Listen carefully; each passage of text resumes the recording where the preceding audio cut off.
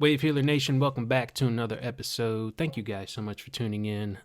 Really excited. I got another filmmaker and director here for you. Um, this is for a short called Boi De Conchas, or better known as the Shelled Covered Ox here in America. I believe it was all filmed and shot in Brazil, and we're going to talk about that with the filmmaker. So please welcome to the show, Daniel Barossa. Daniel, thank you so much for being here with us this morning. Yeah, okay, perfect. Thank you for having me, Justin. Yeah, happy to be here. Yes. So tell us a little bit about this film.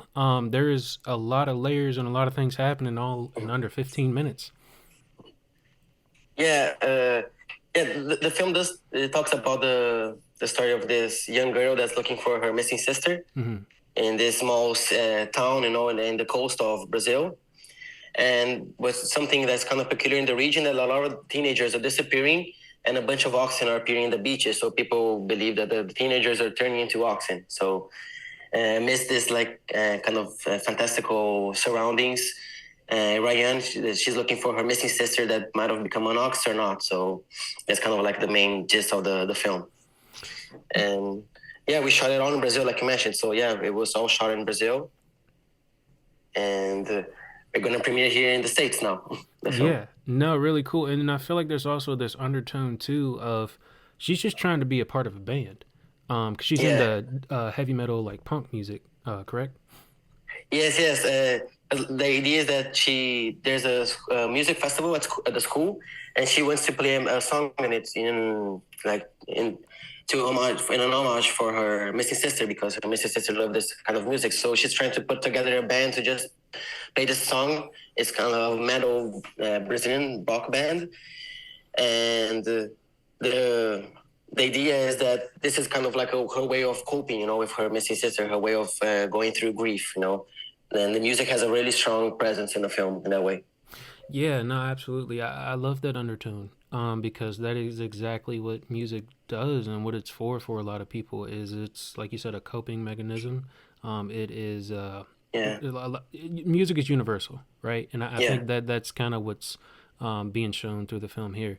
And then also too, there's kind of this layer, like you said, like there's folklore of this is like a real thing in Brazil of the oxen actually coming onto the beach and people potentially that's like a folklore. Like you, if you, like, I guess you like you get cursed by them and you can get turned into an ox. Is that correct? yeah. There's a folklore that's popular in the nearby area Hmm. about this ox that runs away to the ocean because he's like escaping the slaughterhouse. So the idea is kind of like the teenagers are turning into oxen and running off to the sea. Similar to the folklore. Hmm. And the idea came because it was kind of like inspired because there's a beach nearby also in the area that do have oxen there. They probably aren't teenagers, I guess, but Hmm. so it is this like peculiar image. You see like these ox just walking in the beach, lost in a way, and it seemed like just something out of the folklore directly. So we kind of like put two and two together and build up this metaphor for the teenagers. It's kind of like the idea is that they disappear, they may like run away, or kind of like depression, or maybe there's something like more intense or death or something, and the socks would be like a manifestation of them like coming back in a different way, just like different animals are just like uh, lost in the beach, and seeking for the sea, to just disappear and run off. Hmm. Yeah, no, I love that too because that's almost makes for like a good horror story or like a good thriller. Plus, Yeah. yeah, plus again, you have the undertone of grief. I mean, grief is a really strong, heavy emotion. You got that dynamic with the family and with the sisters, and then you have the grit of she's just trying to make it in a band. And you see kind of that struggle and that story happening too because she's finding people online, and that's hard to find people that are reliable that can make it. Yeah. But you see that in those few moments of her jamming out with the people she does find online, she's having a blast. So a lot of things Yeah. happening again in under 15 minutes. And it's kind of cool too Yeah. because I feel like Brazil is normally known for kind of its MMA, kind of its jujitsu. It's known for a very beautiful kind of like vacation spot that people want to get away to. So like getting some culture and some backstory of there's a lot more to this processing emotions, actual like heavy metal death band, and this folklore that I feel like I would love to see, come to the big screen a little bit more. I feel like there's a lot more to explore there. So, what kind of helped you and made you want to tell this whole entire story as a short too? Yeah, like the idea of the film is also it can work like a proof of concept, because the idea is we want to make a longer version. The film is kind of like this small Trailer, if you piece will. of, Yeah. yeah, like a small piece of something bigger, because like you mentioned, there's a lot of like points that we want to explore more and just develop more and dive into it. So originally it was the idea for a feature film. It became a short, especially mainly because of funding reasons. Let's do something shorter and do it right, to afterwards go after funding to get to make something bigger, the film happen. And we really wanted to show a different side of Brazil as well. Like the city Bertioga where it's shot, it does have beautiful sunny beaches. It is a big tourist place, but it is also this small fisherman town, So it has a lot of story there in the city. The city is from the 1500s, so there's a lot of points of interesting background to the place that you don't really see that much, in popular culture. So we kind of put it all together in this mixing pot, and the short is what came out. We do want to make something longer to dive more into it, and especially because it does have kind of this thriller vibe to it, like you mentioned. So we really want to explore more of that, because it is kind of there's some fantasy to it, but it's also there are some creepy things to it, like the night you see this ox just walking around the beach, so there's kind of this mystery to it that makes it fascinating and scary at the same time. Yeah, no, absolutely. And I mean, I almost feel like it has an apocalyptic feel to it. Because I know Yeah. that there was a sense of terror throughout the town, as you mentioned on the news. All these ox, you just see them on the beach, and it's like, Yeah. beware of the ox. These are actual people, and now they're taking over, and they were worried about the cleanliness of the beaches with the ox being on there. And I mean, it was a really weird thing to see because you normally don't see ox running around on the beach. So it was, Yeah. and just the dead silence of the ox just staring at the camera. I mean, there's so much there for it. So tell us a little bit about where can we find the film? I know it's hitting the festivals right now. It's hitting the circuits. Where is there any potential place we could find it eventually after it's all done hitting the circuits?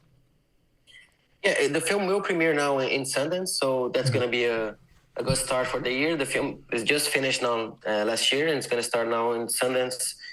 It's festival run. It's going to premiere on January 21st. But you can also, if you are in Park City and watch it, please do, because it's a great festival. So happy to be there. And it also will be on the online virtual screenings for the festival. So if you're not in Park City, you can also see it online through the platform from Sundance, starting I think January 25th, if I'm not mistaken. Hopefully it'll go to more festivals. I really want the film to be seen by as much people as possible. So I hope to have the film in other festivals during the year and have it also available somewhere online, maybe in a platform or something. So there's a Instagram for the film also. There's an Instagram at Boi De Conchas film, and you can see more information about the film. You're always posting there new festivals or places that it can be shown and screened. So it's also a good place to keep an eye on where you can find the film afterwards. Awesome. There you have it, folks. We'll make sure we tag it up for you. That way you can follow along. And real quick, Daniel, before we get you out of here, can you give us a little bit of the process of how did you go about casting some of the actors that are in it? And then also this Brazilian death metal band, I'm sure it was definitely a process to get them to allow you to use some of the music for the short. So how did all that come together? Yeah, in two parts. The first we began with the casting. They had the idea that the main protagonist really wanted a musician to play her, because in the end of the film, you see her playing the bass, and she has to play really well. And of course, you can get an actor; he can learn to play music. But a musician, if you don't use the instrument, if you aren't familiar with the instrument for a while, it's something that's hard to to imitate. You just know the instrument and you hold it in a way, you play it in a way. It makes it clear that okay, this person knows what she's doing. So, so I really wanted a musician to play the main character, and I had the luck to find this young singer, musician, player, Bebe Salvego. She has a band, and she started super young. She started her band when she was 14 years old, and now she's just like up and going in Brazil and growing bigger and bigger. It's great music also, if you guys want to check it out afterwards, by her name. So I found her first to play the main protagonist, because of her link to music, because of her natural talent.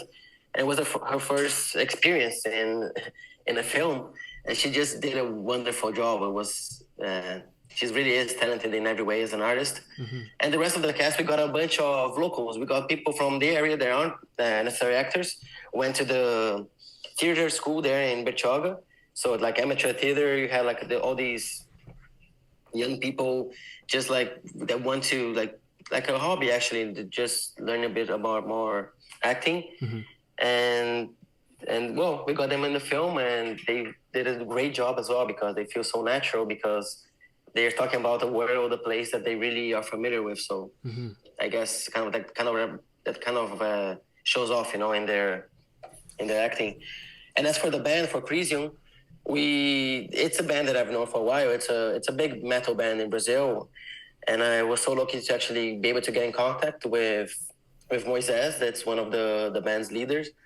And he was super helpful. He really liked the project. He said, no, whatever you need, we can help you. And we exchanged ideas, and I found the music, the tracks from them that I wanted to use. He put me in contact with all the people involved, with the rights and everything. And he was just super helpful and really nice, just supporting an independent film, because it was independent.